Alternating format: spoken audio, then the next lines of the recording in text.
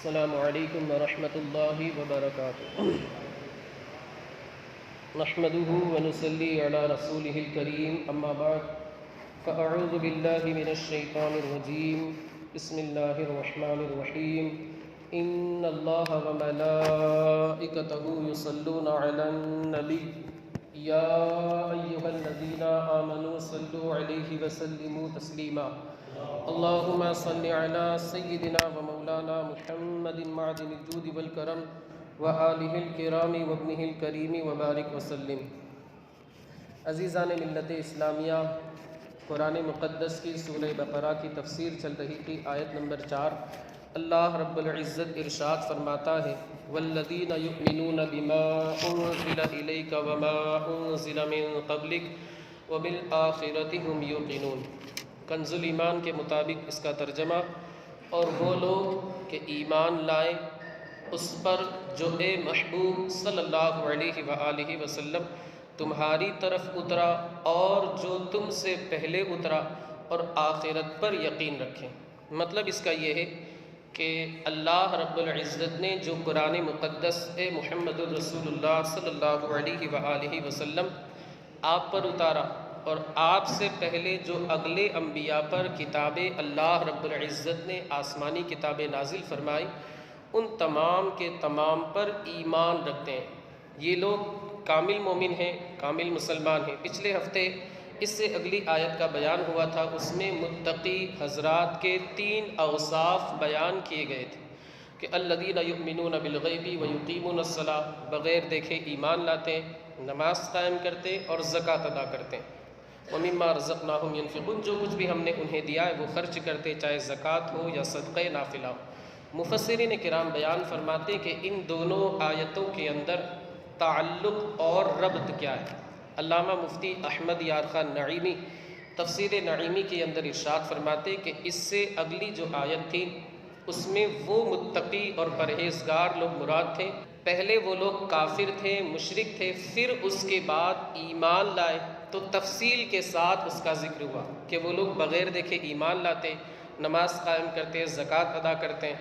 یعنی کفار و مشرکین مراد نہیں، بلکہ کافر مشرک تھا، بعد میں ایمان لایا اور تفصیل کے ساتھ ان ساری چیزوں پر ایمان لایا۔ اب اس آیت کریمہ میں اہل کتاب مراد ہے، یعنی جو پہلے یہودی نصرانی وغیرہ تھے لیکن اللہ کے رسول صلی اللہ علیہ وآلہ وسلم پر ایمان لائے، تو ان کی تفصیل نہیں بیان کی گئی کہ نماز قائم کرتے، زکوٰۃ ادا کرتے، غیب پر ایمان لاتے۔ اگلی آیت میں تفصیل تھی، کیوں؟ اس لیے کہ مشرک اور کافر ان ساری چیزوں کو ڈیٹیل کے اندر، تفصیل کے اندر نہیں جانتا تھا۔ اس وجہ سے جب ایمان لایا تو ایک ایک کر کے ساری چیزوں کا اس نے اقرار کیا اور ساری چیزوں کو تسلیم کیا، اب جانا۔ لیکن یہودی اور نصرانی چونکہ ان کے پاس اللہ کے نبی آ چکے تھے، حضرت موسیٰ یہودیوں کے پاس تشریف لائے، حضرت سیدنا عیسیٰ علی نبینا وعلیہ الصلاۃ والتسلیم نصرانیوں کے پاس اللہ رب العزت نے انہیں بھیجا، تو انبیاء کے ذریعے، آسمانی کتابوں کے ذریعے انہیں نماز، روزہ اور غیب پر ایمان لانا وغیرہ سب پتہ چل گیا تھا۔ اس وجہ سے اس آیت کریمہ کے اندر تفصیل بیان نہیں کی گئی، نماز، روزہ، زکوٰۃ وغیرہ کی تفصیل نہیں بیان کی گئی، اس سے اگلی آیت میں تفصیل بیان کی گئی، کیونکہ اس میں کافر اور مشرک جب ایمان لایا، تقوی اختیار کیا، پرہیزگاری اختیار کی، تو ڈیٹیل میں اس نے ساری چیزوں کو جانا۔ لیکن یہودی اور نصرانی جب اس نے اسلام کو قبول کیا تو یہ ساری چیزیں پہلے سے جانتا تھا، اور یہ اتنا پکا مسلمان ہو گیا کہ قرآن پر بھی ایمان لایا، اور قرآن سے پہلے جو انبیاء کرام کی کتابیں تھیں ان پر بھی ایمان لایا، ان پر جو وحی کا نزول ہوتا تھا، ساری کے ساری باتوں کو اس نے تسلیم کیا، دل سے تسلیم کیا، ان کا اقرار کیا، اور ان کو اس بندے نے مان لیا۔ اب اگر کوئی بندہ، اس سے ہمیں یہ سمجھ میں آتا ہے، یہ سبق ملتا ہے کہ اگر کوئی بندہ قرآن مقدس کی کسی ایک آیت کا بھی انکار کرتا ہے تو اس آیت کریمہ کے خلاف وہ بندہ عقیدہ رکھنے والا ہے۔ ظاہر سی بات ہے، قرآن مقدس کی آیت کے انکار کو اگر وہ بندہ انکار کر رہا ہے، خلاف عقیدہ رکھ رہا ہے، تو ایسا بندہ دائرہ اسلام سے خارج ہو جائے گا۔ اور اس آیت کریمہ میں فرمایا گیا بما انزل الیک، اے محبوب آپ کی جانب جو اتارا گیا۔ مفسرین کرام بیان فرماتے ہیں کہ اس آیت کریمہ میں جو اتارا گیا اس سے ظاہری وحی بھی مراد ہے یعنی قرآن مقدس، اور چھپی ہوئی وحی بھی مراد ہے یعنی احادیث نبویہ، اور اسی طرح حضور اکرم صلی اللہ علیہ وسلم کے جو خواب ہیں وہ بھی مراد ہیں، کیونکہ انبیاء کے خواب بھی وحی کا درجہ رکھتے ہیں۔ آپ نے سنا ہوگا حضرت سیدنا ابراہیم علیہ نبینا وعلیہ الصلاۃ والتسلیم کا واقعہ قرآن مقدس میں ہے، انی ارا فی المنام انی اذبحک فانظر ماذا تری۔ حضرت سیدنا ابراہیم نے اپنے بیٹے حضرت سیدنا اسماعیل ذبیح اللہ علیہ نبینا وعلیہ الصلاۃ والتسلیم سے فرمایا کہ میں خواب میں تجھے دیکھ رہا ہوں کہ میں تجھے ذبح کر رہا ہوں، تو تیری کیا رائے ہے؟ بیٹا بھی اس وقت کتنا وفادار تھا، باپ کا مؤدب تھا، احترام کرنے والا تھا۔ کہا فانظر ماذا تری، آپ کی جو رائے ہو، اللہ رب العزت کا جو بھی حکم ہو آپ وہ کر گزرے، ستجدنی انشاءاللہ من الصابرین، آپ مجھے صبر کرنے والا پائے۔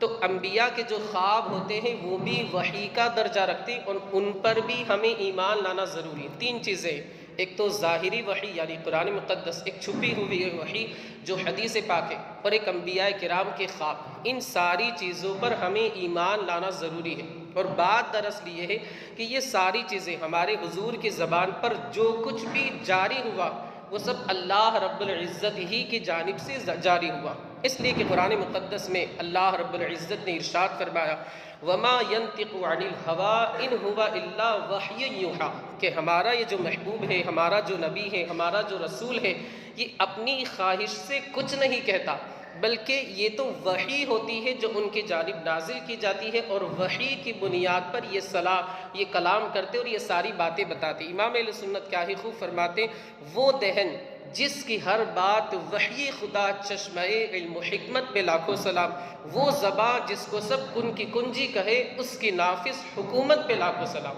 تو آقا کریم کی زبان اقدس ہے، لیکن کلام اللہ رب العزت کا ہے، اللہ رب العزت ہی کا یہ کلام ہے جو مصطفیٰ کریم صلی اللہ علیہ وآلہ وسلم کی زبانی جاری ہوا۔ اب جو ہمیں گزشتہ انبیاء کرام کے اوپر جو کچھ بھی نازل ہوا ان تمام کے اوپر ہمیں ایمان لانا ضروری ہے۔ عمل جو ہے وہ منسوخ ہو چکا، اس کا حکم جو ہے وہ اٹھ چکا، وہ ختم ہو گیا، عمل جو ہے اس پر عمل ہمیں نہیں کرنا ہے۔ جیسے اگلے انبیاء کرام میں اگلی شریعت میں بیت المقدس کی جانب رک کر کے ہمیں نماز پڑھنی رہتی تھی، لیکن آج ہم ایمان اور عقیدہ ہمارا یہ ہونا چاہیے کہ اگلے نبی کی شریعت میں بیت المقدس کی جانب نماز رک کر کے چہرہ کر کے نماز پڑھی جاتی تھی، آج ہم نماز نہیں پڑھیں، یعنی عقیدہ ہمارا رہے گا کہ اگلے نبی پر تھا، مگر عمل کی بات آئے گی تو عمل تو ہم محمد عربی صلی اللہ علیہ وآلہ وسلم کی شریعت ہی پر کریں۔ اگر بندہ بیت المقدس کی جانب رک کر کے نماز پڑھتا ہے تو وہ اس کی نماز ہی نہیں ہوگی، کیوں؟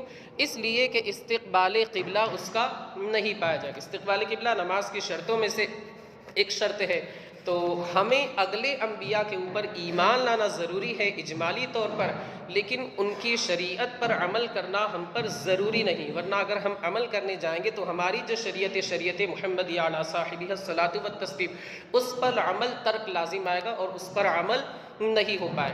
اب اس آیت کریمہ میں فرمایا گا وَبِالْآخِرَةِ هُمْ يُوقِنُونَ، آخرت پہ وہ لوگ ایمان رکھتے ہیں، یقین رکھتے ہیں۔ دراصل یہ یہودیوں کی، نصارہ کی اور غیر مسلموں کی تردید مقصود تھی، اس لیے کہ اسی سورہ بقرہ کی 88 نمبر کی جو آیت ہے، یہودیوں نے کہا تھا کہ ہم لوگ صرف اور صرف جہنم میں چند دنوں کے لیے جائیں گے، وَقَالُوا لَن تَمَسَّنَا النَّارُ إِلَّا أَيَّامًا مَّعْدُودَةً، یہودیوں نے کہا کہ ہم لوگ چند دن جائیں گے، چند دن ہمیں آگ چھوئے گی، اس کے بعد ہم لوگ جنت کے اندر چلے جائیں۔ حضرت عبداللہ بن عباس فرماتے ہیں کہ یہ 40 دن ان لوگوں کے مراد ہیں کہ 40 دن تک ہم نے بچھڑے کو معبود بنایا تھا اور ہم نے معبود باطل کی پوجا کی تھی، اس وجہ سے اس کی سزا بھگتنے کے لیے ہم 40 دن تک جہنم میں رہیں گے، پھر ہمیں جنت میں داخل کر دیا جائے۔ اور بعض یہودی کہتے ہیں کہ 7 دن تک ہم جہنم کے اندر جائیں۔ اسی طرح یہود و نصارہ دونوں نے کہا تھا، آیت نمبر 111 سورہ بقرہ کی اللہ رب العزت ارشاد فرماتا ہے وقالت اليہود لیست النصارى وقالت اليہود لیست النصارى علی شیء وقالت النصارى لیست اليہود علی شیء وهم یتلون الکتاب۔ اللہ رب العزت ارشاد فرماتا ہے لن يدخل الجنة الا من كان هودا او نصارى، کہ یہودی اور نصرانی کہتے ہیں کہ جنت کے اندر صرف اور صرف یہودی یا تو نصرانی داخل ہوں گے، حالانکہ ان لوگوں کا عقیدہ اعتقاد آخرت کے تعلق سے قیامت کے تعلق سے درست نہیں تھا۔ ان لوگوں کی اللہ رب العزت نے تردید فرمائی کہ آخرت میں جنت کے اندر وہی بندہ داخل ہوگا جو محمد عربی کا کلمہ پڑھنے والا ہو، جو اللہ رب العزت کی وحدانیت کو ماننے والا ہو۔ ان لوگوں نے تو اللہ رب العزت کا معاذ اللہ بیٹا ٹھہرا لیا۔ نصارہ نے کیا کہا کہ معاذ اللہ حضرت سیدنا عیسیٰ علی نبینا وعلیہ الصلاۃ والتسلیم اللہ کے بیٹے، اور یہودیوں نے کہا حضرت عزیر علی نبینا وعلیہ الصلاۃ والتسلیم اللہ کے بیٹے۔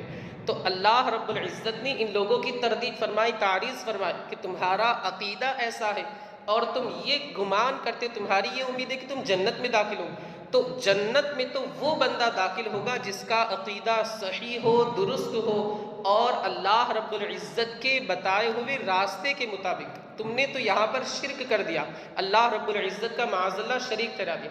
اسی طرح اس آیت کریمہ میں مشرکین اور کفار کی بھی تردید مقصود تھی، ان کی بات کو رد کرنا مقصود تھا، ان کے عقیدے کو رد کرنا مقصود تھا، اس لیے کہ وہ لوگ قیامت، آخرت، جنت، دوزخ، یہ ساری چیزیں مانتے ہی نہیں تھے، بالکلیہ انکار کرتے تھے۔ تو ان کا رد کرنا یہاں پر مقصود تھا کہ آخرت پر ایمان رکھتے۔ مومن تو وہ ہوتا ہے جو آخرت پر ایمان رکھے، اور وہ بھی کامل ایمان رکھے، یہ نہیں کہ یہودی ہے تو جائے گا جنت میں، نصرانی ہے تو جائے گا جنت، بلکہ مومن کی شان یہ ہے کہ وہ یقین رکھے اعلیٰ درجے کا کہ اگر پکا مسلمان ہے، سچا مسلمان ہے تو جنت میں جائے۔ اب یہ جو یقین ہے، صوفیاء کرام بیان فرماتے ہیں، تفسیر صوفیانہ جسے کہا جاتا ہے، کہ یقین کے 3 درجے، ایک تو علم الیقین، ایک ہوتا ہے عین الیقین، ایک ہوتا ہے حق الیقین۔ آپ کو کسی نے بتایا کہ آگ جو ہے وہ جلانے کا کام کرتی ہے، یہ ہو گیا علم الیقین، آپ کو یقین آ گیا، لیکن ابھی پکا یقین نہیں ہے۔ آپ آگ کے قریب بیٹھے، آپ کو اس کی گرمی محسوس ہو رہی ہے، تو آپ کو اندازہ ہو گیا کہ یہ عین الیقین، لیکن آپ اندر چلے گئے اور آپ کو آگ کی تپش وغیرہ لگی، انسان جو ہے اندر جا کر کے جل گیا، اب اسے پکا یقین ہو جائے گا کہ یہ آگ جلانے کا کام کرتی ہے، حق الیقین، اسے کہا جاتا ہے حق الیقین۔ صوفیاء کرام فرماتے جب بندہ اللہ رب العزت کے قریب ہونا چاہتا ہے، پہلے صوفیاء کرام کی بات کو مانتا ہے تو اسے علم الیقین حاصل ہوتا ہے، دوسرے نمبر پر جب وہ صوفیاء کرام کے قریب ہوتا ہے تو اسے عین الیقین حاصل ہوتا ہے، جب خود اللہ رب العزت کی بارگاہ میں اپنے آپ کو فنا کر دیتا ہے تو اسے عین الیقین حاصل ہو جاتا ہے۔ اب اس بندے کی شان یہ ہو جاتی ہے کہ اللہ اسے اتنی طاقت عطا فرما دیتا ہے کہ جس چیز کے جانب اگر جلال کی نگاہ سے دیکھتے وہ چیز جل کر کے راکھ ہو جاتی۔ صابر پاک کا واقعہ آپ نے سنا ہوگا، آپ کی شادی کی گئی اور گھر میں جب رات میں بھیجا گیا، آپ کی جو اہلیہ تھی وہ بھی آپ کے ماموں کی بیٹی تھی۔ صابر پاک نے پوچھا کہ تم یہاں پر کیوں آئی ہو؟ تو کہا کہ آپ کی والدہ نے میرا بیاہ کیا آپ کے ساتھ وغیرہ وغیرہ۔ تو کہا کہ ایک دل میں 2 لوگوں کو جگہ نہیں مل سکتی، میں اپنے رب کو دل میں جگہ دے چکا ہوں، یہاں سے چلی جاؤ۔ خیر آپ نے ایک جلال کی نگاہ ڈالی، وہ جو بیوی تھی جل کر کے وہیں راکھ ہو گئی۔ تو یہ صوفیاء کرام کا مقام اور مرتبہ ہوتا ہے۔ یقین کے جتنے درجات پر انسان چڑھتا جائے گا، اس کا کمال، اس کا فضل بھی اتنا ہی بڑھتا چلا جائے گا۔ اور صوفیاء کرام فرماتے ہیں کہ یقین کے درجات میں ترقی کس طریقے سے ہوگی، تو 10 چیزوں سے ترقی ہوگی۔ ایک تو ہمیشہ انسان باوضو رہے، کم کھائے بہت زیادہ نہ کھائے، کم بولے بہت زیادہ بک بک بک بک نہ کرتا رہے، اسی طرح کثرت سے ذکر الہی کرتا رہے، اللہ کو یاد کرتا رہے، اللہ رب العزت نے جو کائنات بنائی ہے اس میں غور و فکر کرتا رہے۔ قرآن مقدس میں ان فی خلق السماوات والارض واختلاف اللیل والنہار لآیات لأولی الالباب الذین یذکرون اللہ۔ خیر اللہ رب العزت نے ارشاد فرمایا کہ کائنات کے اندر، رات و دن کے اندر وہ لوگ غور و فکر کرتے، اسی طرح فرائض و سنن کی پابندی کرتا رہے، فرض بھی ادا کرے، نفل بھی ادا کرے، واجب، سنت موقدہ، غیر موقدہ سب ادا کرتا رہے۔ اسی طرح دنیا والوں سے بے غرض دور رہے، اپنے آپ کو دنیا سے، دنیا والوں سے بالکل سب سے کم تعلقات رکھے، مطلب وغیرہ 10 کام جتنی بات کرے ان لوگوں سے دور کنارہ کش ہو کر کے رہے۔ اسی طرح کم سوئے، بہت زیادہ نہ سوئے۔ آج کل کے انسان کی نیند تقریباً 12 گھنٹے، رات میں 11-12 بجے سوئے گا اور دن میں 10 بجے 11 بجے اٹھے گا، پھر دوپہر میں بھی سو جائے گا، یہ ساری چیزیں۔ تو یہ ساری چیزیں انسان اگر ترک کرے گا تو پھر اسے یہ درجات ملتے ہیں اور اسے درجات حاصل ہوتے ہیں۔ حلال کھائے، اللہ اکبر، آج انسان حلال کھائے بہت مشکل ہے، الا ماشاء اللہ آج بھی ماشاءاللہ ہیں، لیکن آج کل انسان حلال کھائے یہ بہت مشکل مرحلہ انسان کے لیے ہو گیا ہے۔ سچ بولنا، جھوٹ، انسان بات بات میں جھوٹ بولتا رہتا ہے۔ یہ 10 چیزیں، 10 باتیں مفسرین کرام نے، صوفیاء کرام نے بیان فرمائی ہے۔ اگر ان باتوں پر بندہ عمل کرے گا اسے یقین کے درجات حاصل ہوتے چلے جائیں گے، اور انشاءاللہ اللہ رب العزت کی اسے معرفت حاصل ہوگی، وہ بندہ انشاءاللہ مومن کامل بن جائے گا۔ علامہ مدنی میاں علیہ الرحمۃ والرضوان اس مقام پر ایک شعر فرماتے ہیں، یقین والے کہاں سے چلے کہاں پہنچے، یقین والے کہاں سے چلے کہاں پہنچے، جو اہل شک ہے اگر میں مگر میں رہتے، یعنی جو شک والے ان کو اگر مگر اگر مگر اگر مگر اسی میں وہ لوگ رہتے ہیں، لیکن جو یقین والے ہیں وہ اللہ رب العزت کے فضل و کرم سے کہاں چلے، نیچے سے چلے اور اوپر پہنچ گئے۔ جو یقین والے کہاں سے چلے کہاں پہنچے، جو اہل شک ہے وہ اگر مگر شک و شبے ہی میں رہتے، ان کو کبھی یقین حاصل ہی نہیں ہوتا۔ تو انسان کو قرآن کی، اللہ رب العزت کی کتاب پر یقین کامل رکھنا چاہیے اور ان اوصاف کو اپنانے کی کوشش کرتے رہنا چاہیے۔ مولا عز و جل ہمیں ان بزرگان دین کی برکتوں سے مالا مال فرمائے۔ استغفر اللہ ربی من کل ذنب واتوب الیہ۔ مولا جو کچھ بھی بیان ہوا اس کے بیان کرنے میں ہم سے جو بھی غلطی، لغزش، خطا، خامی ہوئی ہو اپنے حبیب کے صدقے میں اسے معاف فرما۔ مولا اس کی برکتوں سے ہمیں مالا مال فرما۔ مولا عز و جل اس پر ہمیں عمل پیرا ہونے کی توفیق عطا فرما۔ ہمارے ان بھائیوں نے اس تفسیر کے درس میں شرکت کی، مولا انہیں جزائے خیر عطا فرما، ان کی تمام جائز مرادوں کو پورا فرما، ان کی مشکلات کو آسان فرما، ان کے گھر والوں کو صحت، سلامتی، امن، عافیت، چین و سکون عطا فرما، ان کی کمائی میں، کاروبار میں، تجارت میں، رزق حلال میں خوب سے خوب تر برکتیں عطا فرما، بیماروں کو شفا یاب فرما۔ وصلی اللہ تعالی علی خیر خلقہ ونور عرشہ سیدنا مولانا محمد وعلی آلہ واصحابہ اجمعین برحمتک یا ارحم الراحمین۔